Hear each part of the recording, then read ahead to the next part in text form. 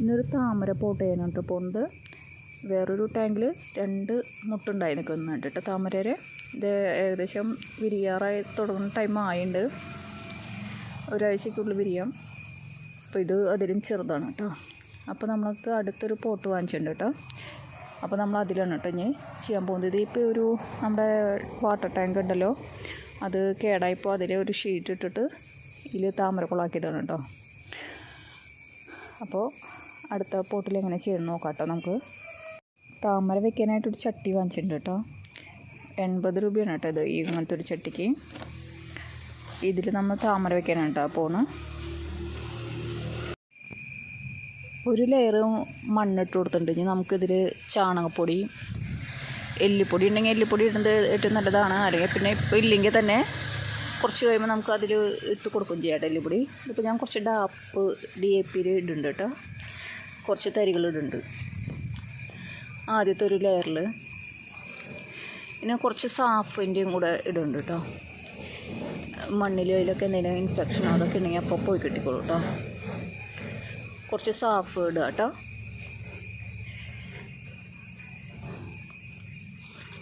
നമുക്ക് ചാണകപ്പൊടി നിരത്തി കൊടുക്കാം കേട്ടോ.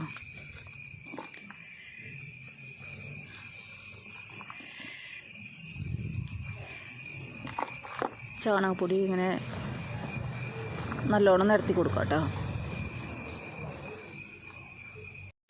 ചാണകപ്പൊടി ഇട്ട് കൊടുത്തിട്ട് ഇനി നമുക്ക് ഇതിൻ്റെ മുകളിലേക്ക് ബാക്കിയുള്ള മണ്ണും കൂടി ഇട്ട് കൊടുക്കാം കേട്ടോ.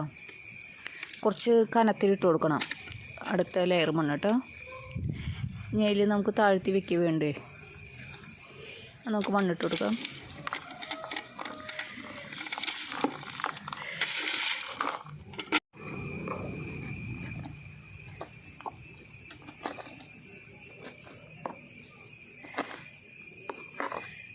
നമ്മൾ മണ്ണൊക്കെ ഫില്ല് ചെയ്തിട്ടുണ്ട് കേട്ടോ.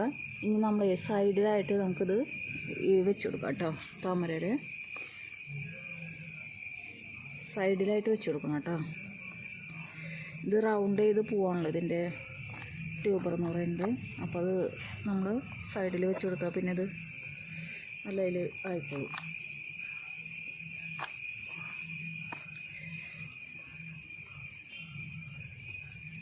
ഇനിയിൽ വെള്ളം ഫില്ല് ചെയ്യണം കേട്ടോ.